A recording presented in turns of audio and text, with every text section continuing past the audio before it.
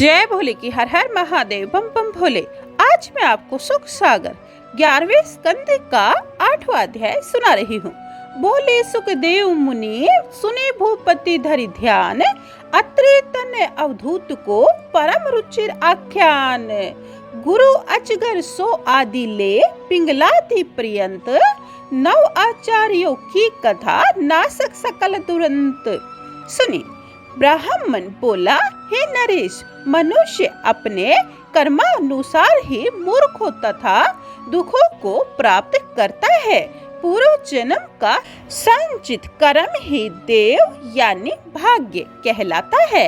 अतः सुख दुखों को भोगते हुए मनुष्य को चाहिए कि वे इसमें किसी के ऊपर भी दोष आरोपण न करे और सुख दुखों को समान भाव से ही देखे। स्वर्ग और नरक सब यही संसार में दिखाई देते हैं। अतः सांसारिक नरकों को देखते हुए उनसे बचने के लिए सत्कर्मों का उच्चारण करना यही मनुष्य मात्र का कर्तव्य है। इसी मनुष्य योनि में ज्ञान द्वारा मनुष्य सत्कर्म कर स्वर्ग को प्राप्त कर सकता है। अजगर को देखिए, वह यदि भोजन की पूर्ण इच्छा करे तो उसको जितना भी अधिक मिले थोड़ा है, और जितना भी अल्प आहार मिले वह उसके लिए प्राप्त हो जाता है, कारण कि उसमें संतोष और इंद्रिय दमन शक्ति प्रबल होती है। वह तो केवल वायु द्वारा ही अपना जीवन धारण कर सकता है। उसी प्रकार मनुष्य को धीरज धारण करते हुए संतुष्ट चित्त से समय अनुसार जो कुछ आहार मिल जाए उसी को प्रेम से ईश्वर का स्मरण करते हुए सेवन करना चाहिए। भोजन के करते समय अन्य सांसारिक प्रपंचों से कोई प्रयोजन न रखना चाहिए, कारण कि वह अन्न शांति से सेवन किया हुआ शरीर में वीर्य को उत्पन्न कर शांति सात्विकी प्रकृति पैदा करता है, और यदि वह अन्न क्रोध युक्त सेवन किया हुआ हो तो उसका वीर्य भी क्रोध में बनकर तामसी प्रकृति बना देता है। उसी वीर्य से संतान भी उसी प्रकृति वाली होती है। अतः आहार के सेवन काल पर परमेश्वर का ध्यान ही करना श्रेय एवं सुखकार होता है। संतोष के साथ भोजन किया हुआ सुखांत भी मधुर एवं बलवर्धक होता है, और असंतोष के साथ पकवान मिष्ठान आदि भी कोई अपना विशेष प्रभाव नहीं दिखाते। अतः अजगर से यह गुण सीखना चाहिए। समुद्र जिस प्रकार अनंत जल वाला होता हुआ भी कदापि अपनी मर्यादा का उल्लंघन नहीं करता एवं गंभीर है, उसी प्रकार मनुष्य को प्रभुता पाकर अभिमान न करना चाहिए एवं अपने धर्म का त्याग न करना चाहिए। अपने पूर्वजों यानी बड़े बूढ़ों की मर्यादा का उल्लंघन न करना चाहिए एवं गंभीरता के साथ अपना जीवन बिताना चाहिए। मनुष्य को पतंग के कीड़े की भांति व्यर्थ में अपना जीवन न गंवाना चाहिए। वह पतंग प्रेम वश इतना अंधा हो जाता है कि दीपक की अग्नि से अपने प्राणों तक को खो बैठता है। उसी प्रकार ज्ञानी पुरुषों को समझ लेना चाहिए कि स्वरूपवती यानी कामिनी स्त्री भी मेरे प्राणों के हरण करने के लिए दीपक की भांति है। मैं उसके प्रेम में अंधा होकर अपना अमूल्य जीवन व्यर्थ ही क्यों नष्ट करूं? ये तो केवल ऊपर से ही अमृत मुख है, किंतु इसके हृदय में तो हलाहल यानी विष भरा है।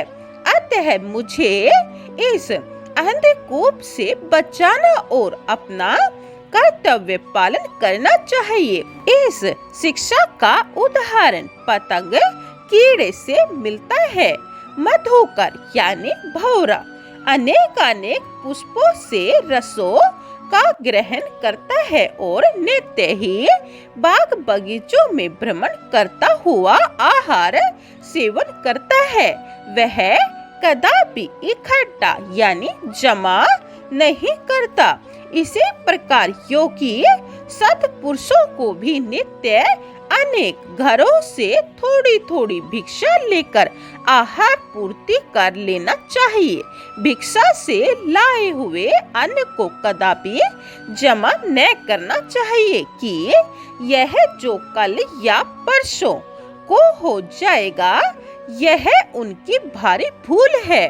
उनको नित्य प्रति ही याचना करके अपनी पूर्ति कर लेना चाहिए। उसी में मत होकर गूंजना चाहिए। क्रोध को समीप में भी न आने देना चाहिए। यह शिक्षा भौरे से प्राप्त होती है।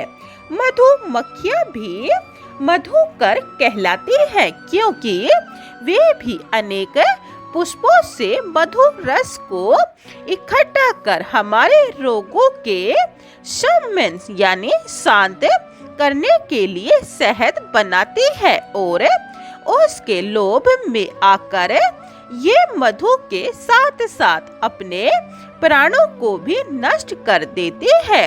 मधुकारी यानी मुहार तोड़ने वाला सबका हरण कर लेता है। अतः हमको मधुमक्खी की तरह अनेक धर्म शास्त्रों से उत्तम सार लेकर संसार सागर से पार होने के लिए प्रयत्न करने चाहिए। उत्तम विद्या का कोई भी हरण नहीं कर सकता, किंतु धन वैभव आदि संग्रह करना दुखदायी होता है। इसके लोभ में फंसकर मनुष्य मधुमक्खी की तरह अपने प्राणों का भी विनाश कर लेता है। यदि पूर्व सत्कर्म द्वारा धन प्राप्त हो जाए तो उस धन को दान धर्म सत्कर्मों में लगा देना चाहिए, जिससे लोक और परलोक दोनों ही सुधर जाते हैं। भिक्षुकों को चाहिए कि वे प्रातः काल में लाई हुई अन्न भिक्षा को सायंकाल के लिए जमा करके न रखे। इसी प्रकार सायंकाल की भिक्षा जमा करके प्रातः काल के लिए न छोड़े। योगी जन को कदापि स्त्रियों का दर्शन न करना चाहिए, क्योंकि इनके मोहिनी रूप से उनकी तपस्या क्षीण होती है और अंत में दुख भोगना पड़ता है। जैसे मत वाला हाथी जब भी किसी हथनी को देखता है तो वह शीघ्र ही काम में अत्यंत मत होकर अपने देह तक को छीन कर बैठता है और गड्ढे में पड़ा हुआ अपने किए हुए कर्मों का पश्चाताप करता है। ऐसी अवस्था में अन्य हाथी भी उसके मृत्यु के देने वाले बन जाते हैं। अतः हाथी जैसे बलवान भी स्त्रियों के कारण अपने बल के साथ साथ प्राणों को भी खो देता है। इसीलिए हमको हाथी से यह सीख लेनी चाहिए कि अपना मन स्थिर करते हुए वेश मोहिनी स्त्रियों का कदापि दर्शन तक भी न करें। स्त्रियों को साक्षात अपनी मृत्यु ही समझना चाहिए। जिस प्रकार राक्षसी देह की हड्डियों को त्याग कर शरीर के समस्त मांस को खा लेती है, उसी प्रकार स्त्रियां भी अस्थियों यानी हड्डियों को छोड़कर शरीर के समस्त मांस को भक्षण कर लेती है। अतः योगी जन को संसार में अपना मन कदापि न डिगाना चाहिए और सदैव कामनियों से दूर रहना चाहिए। जिस प्रकार वन में रहने वाला मृग, हिरण, बंदिक, शिकारी के बीन के गाने पर मत वाला होकर अपने देह की सुध बुध को त्याग देता है। वह निसंकोच होकर वहीं पहुंच जाता है जहां पर कि उनकी बीन बज रही है। वहां पर उनके कठोर बाण से वह बंधन में गिरता हुआ अपने प्राणों को त्याग देता है। अतः ज्ञानी पुरुषों को मृग से यह शिक्षा लेनी चाहिए कि गीत नृत्य आदि से सर्वथा पृथक रहे। गान विद्या में मोहित हुआ ज्ञानी पुरुष भी मृग के समान अपने ज्ञान को खोता हुआ अपने स्वरूप को भूलकर उसके बंधन में गिर जाता है और अपनी शक्ति का विनाश कर डालता है। देखिए, श्रृंगी पुत्र ऋष्य श्रृंग ऋषि सुंदर वेश्याओं के नाच गाने में अत्यंत मुग्ध होकर अपने स्वरूप को भूल गए थे। संगीत विद्या ही काम शक्ति को बढ़ाने वाली एवं चित्त को वश में करने वाली होती है। इसी से अच्छे अच्छे योगीश्वर भी विषय में फंसकर अपनी तपस्या को खो बैठते हैं। हे राजन, अज्ञानी पुरुष बलवान ऐसा जीव्या जीव के वशीभूत होकर अपने प्राणों को भी समर्पण कर देते हैं। जीव्या के वश में कर लेने से तो संसार को भी जीत लेना सरल है। मीन मछली मांस के लोभ में आकर कांटे में फंस जाती है और अपने प्राणों को भी त्याग बैठती है। अतः मीन से हमको सीख लेना चाहिए कि हम भी उनकी तरह अपने प्राणों को न खोवे और अपनी जीव्या को अपने वश में रखे। जो कुछ भी जैसा भोजन मिले उसी में संतुष्ट रहे। रसेंद्रियों को प्रसन्न करना तो एक प्रकार से शरीर में रोग लगाना है। अतः इस असाध्य रोग से बचने का पूर्ण अभ्यास करना चाहिए। हे राजन, यह शिक्षा मैंने मछली से प्राप्त की।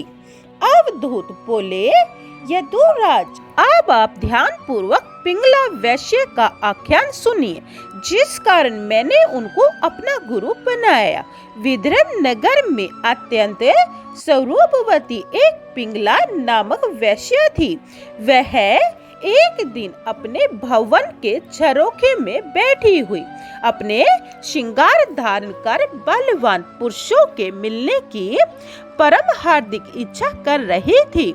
उसने अपने द्वार पर नीचे एक ढोल लगा रखा था।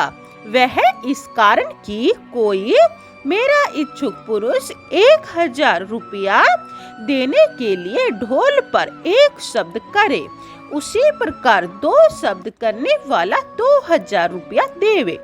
हे राजन, देव योग से मैं भी वहीं घूमता हुआ जा पहुंचा। मैंने वहां जाते ही उस ढोल में कई एक चोटें मारी और मैं वहां से चलकर समीप में एक वृक्ष के नीचे जा बैठा। ढोल के अनेक शब्दों को सुनकर वह पिंगला वैश्य अपने अत्यंत सुंदर श्रृंगार बनाकर द्वार पर आ खड़ी हुई, किंतु उसे वहां पर कोई पुरुष न मिला। तो कई बार वह ऊपर से नीचे और नीचे से ऊपर घूमती रही। अंत में निराश होकर उसके चित्त में एकाएक वैराग्य का उदय हुआ। पुनः उसे अपने इस कुकर्मों पर विशेष ग्लानि हुई। वह अपने को अनेकों प्रकार से धिक्कारती हुई मन ही मन कहने लगी कि मैंने राजा विदेह के पवित्र नगर में रहते हुए भी आत्मज्ञान प्राप्त न किया और इतना समय व्यर्थ ही बिताया। जितना मैंने इस असार संसार से प्रेम रखा उतना यदि मैं श्री भगवान के चरण बिंदु से रखती तो संसार सागर से पार हो जाती और अपने समस्त पापों को धो लेती। आज मैं किसी एक पुरुष के दर्शन करने के लिए अपना श्रृंगार बनाकर इस प्रकार भटक रही हूँ। इससे मुझे परिणाम ही क्या मिला?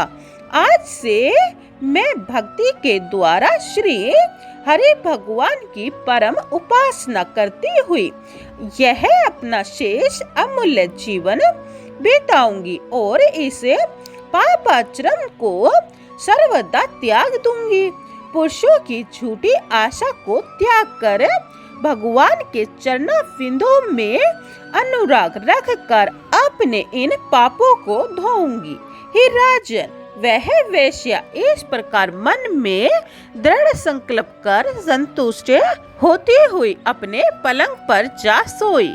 मैंने उस पिंगला वेश्या से यह शिक्षा ग्रहण की, समस्त संसारिक आशाओं को त्याग कर केवल श्री भगवान से ही प्रेम रखना सुखकारक एवं शांतिदायक होता है और सब संसार मिथ्या है। श्री हरि भगवान की जय। 8वां अध्याय समाप्तम। जय भोले की 9वां अध्याय यह आप दूसरी वीडियो में सुने। जय भोले की हर हर महादेव बम बम भोले।